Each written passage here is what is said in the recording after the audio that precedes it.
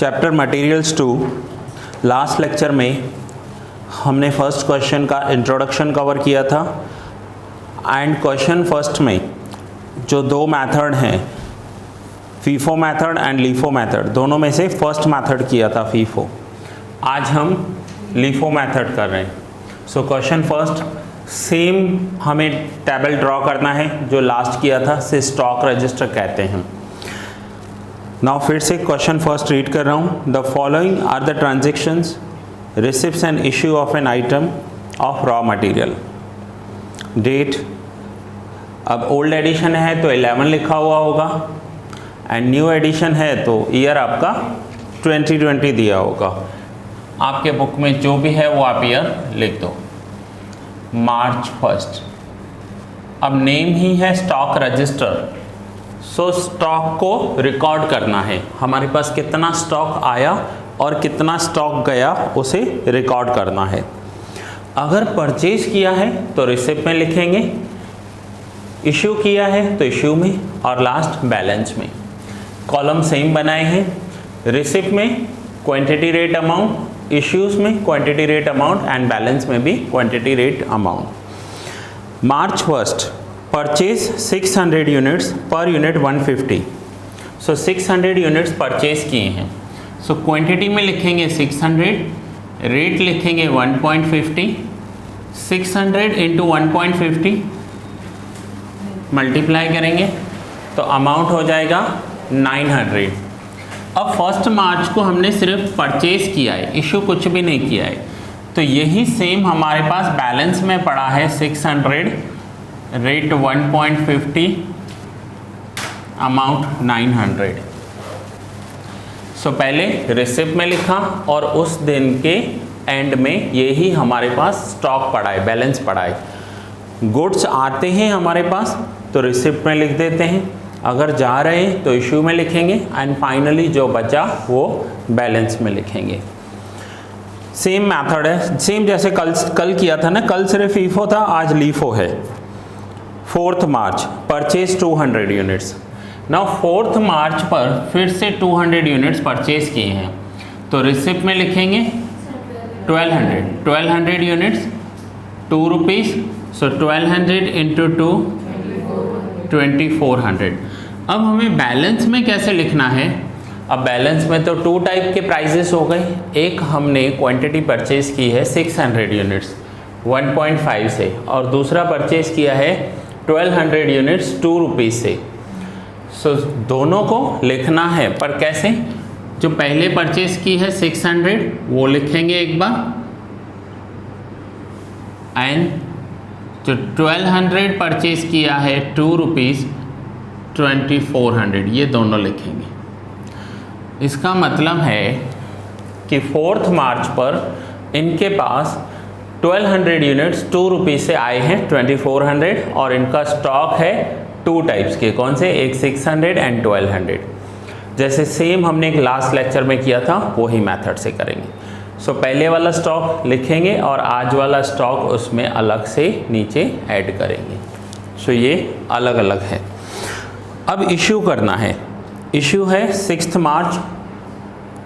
6 मार्च पर इश्यू किया है 1000 यूनिट्स।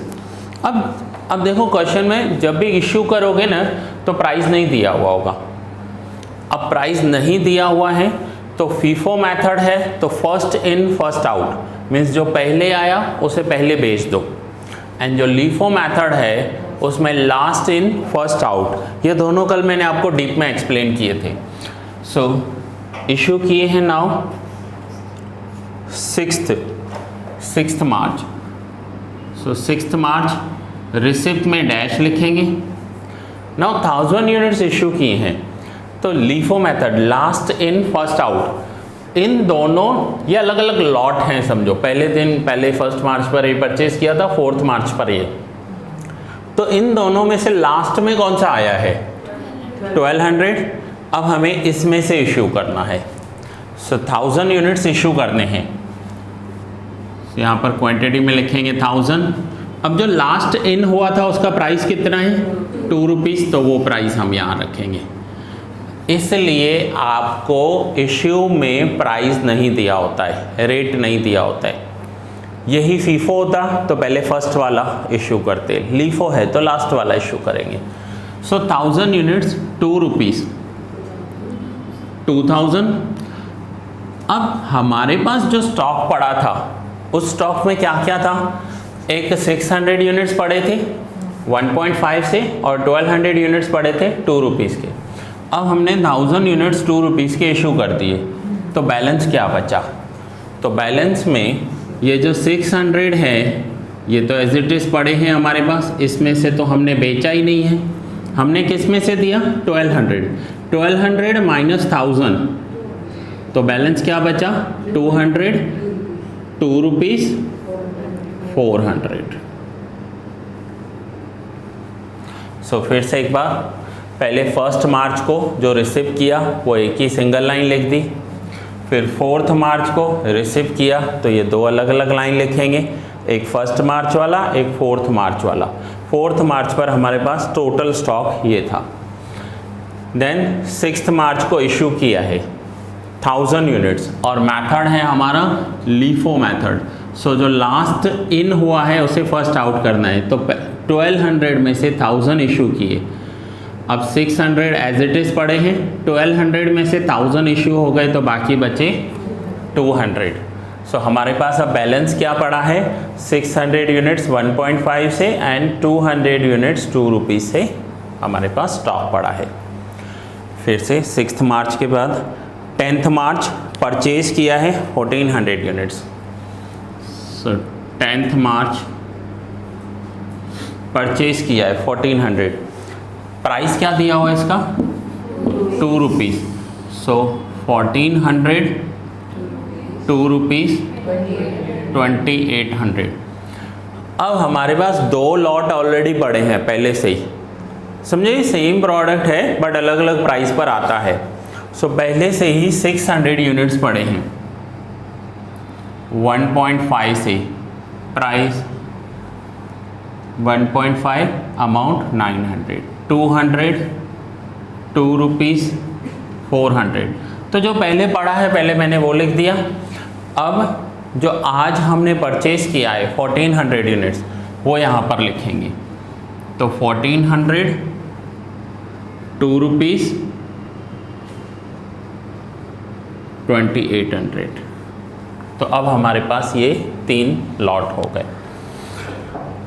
सिंपल सा है, देखो कुछ ऐसा होता है, जैसे एक एग्जांपल दूं, रिसेंटली ऑयल के प्राइसेस बहुत ऊपर गए, खाने का ऑयल आता है ना उसके प्राइसेस बहुत ऊपर गए, 1200 1500 1800 के बीच में प्राइसेस चलते थे, सडनली 2800 हो गए। 2800 15 किलो का जो टिन आता है। अब जो बिज़नेस कर रहे हैं उसके बाद 1200 वाले भी पड़े होंगे, 1500 वाले भी पड़े होंगे, 1800 वाले भी पड़े होंगे। अब वो सेल कर रहा है, तो डिपेंड है वो फीफो मेथड से सेल कर रहा है या लीफो से। अब लीफो से सेल करेगा तो क्या होगा, पहले कम रेट वाले होंगे फिर हायर रेट वाले होंगे, और लीफो में क्या होगा, हायर रेट के पहले सेल हो जाएंगे। और फीफो करेंगे तो क्या होगा कि जो उसने पहले परचेज़ किया है उसे पहले सेल करेंगे। अब परचेज़ किया रिसिव भी होता रहता है, रोज़ सेल भी होता रहता है, तो स्टॉक कितना बचा, इन्हें रोज़ अपने स्टॉक्स को अपडेट करना होता है। इनके लाइसेंस में आता है कि अगर इन्हें रोज़ जितना भी स्टॉक पड़ा है, इससे क्या होता है कि कोई ब्लैक मार्केटिंग करते हैं ना, खाने की चीज़ है ज़्यादा स्टोर करके रखेंगे फिर शॉर्टेज हो जाएगी, फिर ब्लैक मार्केटिंग करेंगे ज़्यादा प्राइस पर बेचेंगे, ऐसा कुछ ना हो इसलिए इन्हें स्टॉक दिखाना पड़ता है। दूसरा, आपने पेट्रोल पंप पर कभी देखा हो ना तो एक बोर्ड लगा होता है, उस पर भी लिखा होता है कि आज उनके पास स्टॉक कितना पड़ा है। उनका भी सेम होता है, रोज़ आता है और रोज़ सप्लाई हो जाता है। सो उनके पास आज कितना स्टॉक पड़ा है वो भी उन्हें लिखना होता है, ये लिखना ज़रूरी है, उनके रूल्स में आता है। सो ये स्टॉक रजिस्टर बनाना होगा उन्हें। चलो नेक्स्ट देखते हैं। 10th के बाद 15th इशू किया है 1600 यूनिट्स, इशू में सेम प्राइस नहीं दिया हुआ है। सो 15th क्वांटिटी है 1600। अब 1600 इशू करते हैं, तो इशू कैसे करेंगे? लास्ट से इशू करेंगे, जो सबसे लास्ट आया हो उसे सबसे पहले इशू कर देंगे। तो सबसे लास्ट क्या आया था? 1400, तो 1400 को इशू किया, 2 रुपीज़ 2800। अब टोटल इशू कितना करना है? 16, उसमें से 14 इशू हो गए, तो बाकी 200 और इशू करने हैं, तो फिर ये 14 तो पूरे हो गए। अब हम यहाँ से इशू करेंगे। सो अब 200, 2 रुपीज़ 400, तो ये टोटल 1600 यूनिट्स इशू हो गए। अब हमारे पास ये 3 अलग अलग लॉट पड़े थे। 1400 पूरा का पूरा इशू हो गया, 200 पूरा का पूरा इशू हो गया, तो स्टॉक में बचा क्या इनके पास? 600, 1.5, 900, ये इनके पास बैलेंस बचा 15। देन 20 परचेज किया है 600 यूनिट्स, 600 प्राइस क्या है? 2.5, सो 600 इंटू 2.5 1500। अब बैलेंस क्या हो जाएगा? तो ऑलरेडी 600 इनके पास पहले से पड़े हैं, 600 और परचेज कर लिए, तो जो पहले के 600 पड़े हैं वो 1.5 के हैं 900, एंड जो अभी 600 परचेज किए हैं 2.5 1500, ये हो गया इनका बैलेंस। नाउ 23 इशू किए हैं 200 यूनिट्स, सो 23 इशू किए हैं 200। अब ये 200 लीफो मेथड है, तो लीफो मेथड है तो लास्ट इन फर्स्ट आउट इसमें से इशू करेंगे, और फीफो मेथड होता तो फर्स्ट इन फर्स्ट आउट, ये जो ऊपर वाले 600 हैं उसमें से इशू करेंगे। सो यहाँ पर 200 यूनिट्स इशू करने हैं। कौन से प्राइस से इशू करेंगे? 2.5, सो 200 इंटू 2.5 500, सो बचा क्या? 600 एज इट इज़, 1.5 900, और इस 600 में से 200 इशू हो गए, तो बाकी बचा 400, 2.5 1000, ये इनके पास बचा है बैलेंस।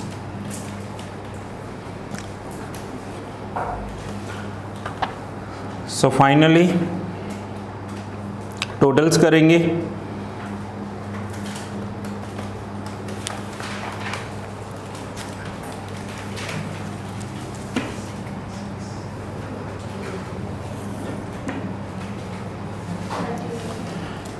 अब टोटल में पहले 1000, 1900, ये दोनों जो लास्ट स्टॉक है रेट का कभी भी नहीं करते हैं, टोटल 3800 एंड 7600, क्वांटिटी में 2800 एंड 5700। अब आपको एक बार चेक करके देखना है कि रिसिप्ट की क्वांटिटी 3800 है, 3800, इश्यू की क्वांटिटी 2800 है, सो 3800 माइनस 2800, तो 1000 का बैलेंस बचा। एंड अमाउंट्स में 7600 माइनस 5700, तो 1900 का बैलेंस बचा या नहीं बचा, ये चेक करना है। ठीक है, हो रहा है टैली? चलो, सो ये लास्ट लेक्चर में हमने फीफो मेथड सीखा था, अब इस लेक्चर में ये लीफो मेथड है।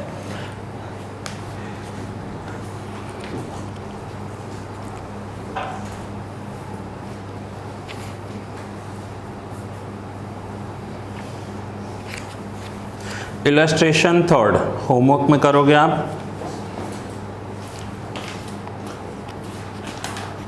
And illustration 2 FIFO and LIFO method दोनों ही है, इलस्ट्रेशन 2 एंड 3। ठीक है, सो नेक्स्ट लेक्चर में कंटिन्यू करेंगे।